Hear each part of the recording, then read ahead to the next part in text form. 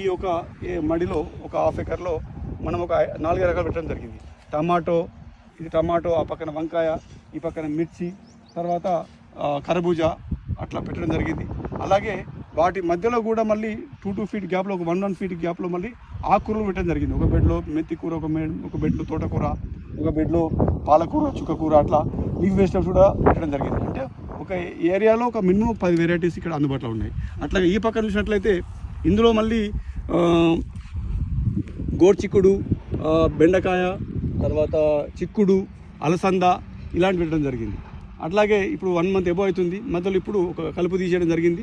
తర్వాత ఇప్పుడు మళ్ళీ ఈ మధ్యలో కూడా మళ్ళీ లీఫ్ వెజిటబుల్స్ ప్రమోట్ చేయడం జరుగుతుంది. ఇంకా లీఫ్ వెజిటబుల్స్ లేట్గా ఎందుకు పెడుతున్నామంటే వీటితో పాటు రావాలని, ఎందుకంటే 1 మంత్ తర్వాత పెడితే ఇవి వచ్చేటప్పటికి అవి కూడా వస్తాయనే ఉద్దేశంగా క్రాప్ డ్యూరేషన్ బట్టి ప్రమోట్ చేయడం జరుగుతుంది. అట్లాగే ఆ పక్కన పందిరి ఉన్నది, ఈ పక్కన కూడా పందిరి ఉండడం జరిగింది. సో ఈ పందిరిలో కూడా మేము తీగజాతి కూరగాయలు అంటే బీర, సోర, కాకర ఇలా పెట్టడం జరిగింది. అలాగే ఇంకా దొండకాయ కూడా ఇంకా మనకు ప్లాన్ చేస్తున్నాము. సో అట్లా అందులో కూడా తీగజాతి కూరగాయలు పెట్టడం జరుగుతుంది. అంటే మినిమం ఒక మనకున్నటువంటి ఈ ఏరియాలో ఫామ్ లోపల ఒకటే మోనోక్రాప్ కాకుండా మినిమం ఒక 15-20 వెరైటీస్ ప్రతి కుటుంబానికి, ఫ్యామిలీకి అందుబాటులో ఉండే విధంగా ఒక ఫామ్ డిజైన్ చేయడం జరిగింది.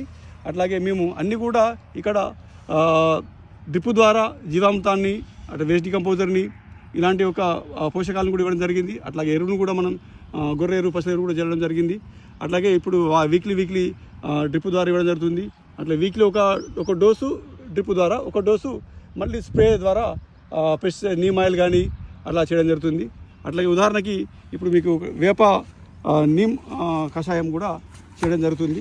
చూసినట్లయితే ఇది వేపది. సో వేప ద్వారా మనము కషాయం చేయడం జరుగుతుంది. అలాగే ఇక్కడ చూసినట్లయితే మనము అగ్ని అస్త్రం